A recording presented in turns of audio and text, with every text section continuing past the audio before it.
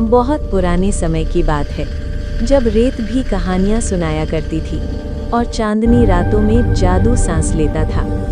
उसी दौर में एक महान सल्तनत थी, जहां 3 राजकुमार जन्मे थे, फारूक, कमाल और अजीम।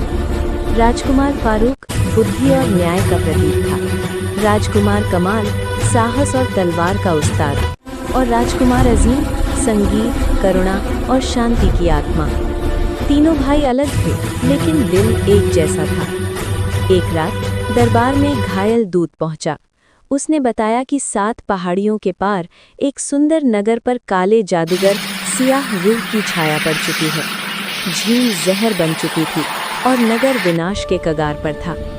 उसी नगर में रहती थीं 5 अद्भुत स्त्रियां, नूरजहां ज्ञान की रोशनी, मेहरुन्निसा निडर साहस, ज़ेबा-निसा बुद्धिमान नीति, गुलबदन करुणा की देवी और शबनम कला और संगीत की आत्मा।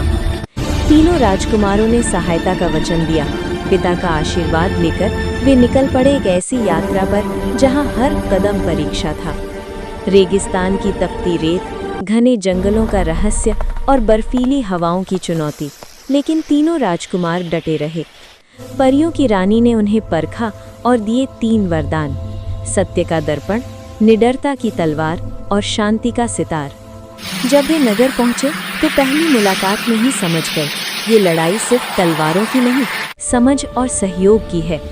नूरजहां और फारूक ने ज्ञान खोजा, ज़ेबा-निसा ने रणनीति बनाई, गुलबदन ने बीमारों को बचाया, शबनम ने लोगों के दिलों में उम्मीद जगाई और अजीम के संगीत ने झील को शांत किया। तभी अंधकार फटा और सियाह रूह प्रकट हुआ।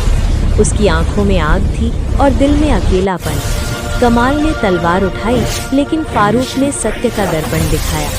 पहली बार सियाह रूह ने अपना डर देखा। अजीम के सितार की धुन ने उसके जमे हुए दिल को पिघला दिया। शबनम का नृत्य, गुलबदन की करुणा और मेहरुन्निसा की निडर आवाज ने अंधकार को झुका दिया। ज़ेबा-निसा ने कहा, ताकत डर से नहीं, बदलाव से आती है। कमाल ने तलवार म्यान में रख दी।